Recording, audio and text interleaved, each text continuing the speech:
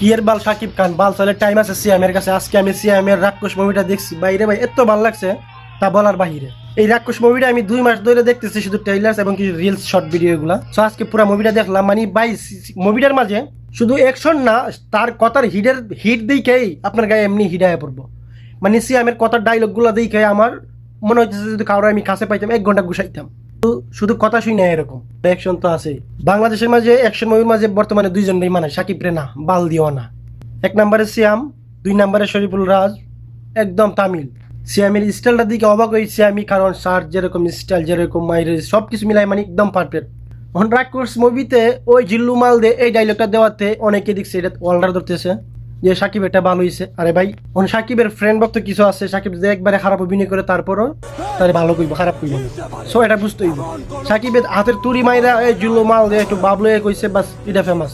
আরে ভাই ওইটা দেখতেছেন যে ডায়লগ ফুটছে কি না, মানে ওই জিল্লু মাল যে খায়া দে এটা তো তার অরিজিনাল ভয়েস না, সিএমেরটা অরিজিনাল। এই জিল্লু মাল যে মানে কথার মাঝে পুরা হিট, মানে পুরা মুভিটার মাঝে কথাবার্তা এরকম হিট দিয়া কথা বলতেছে, মনে হচ্ছে যে কথা দিয়ে খায়া লাগবে মানুষকে এরকম। তার কথা শুনলে মনে হইবে যে 1 ঘন্টা ঘুষাইতাম।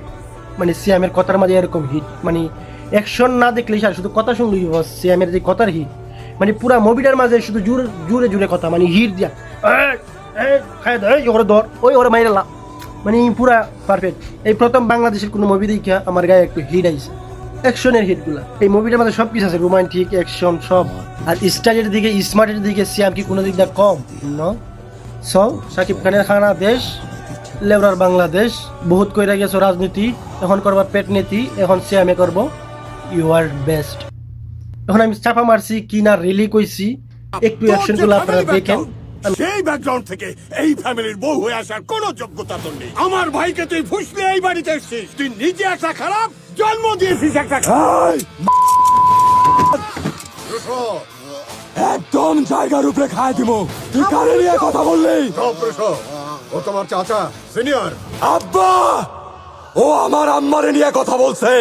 Just don't. তোমাকে আর মানুষ বানাতে পারলাম না, তোমাকে উচ্চ শিক্ষায় শিক্ষিত করে একটা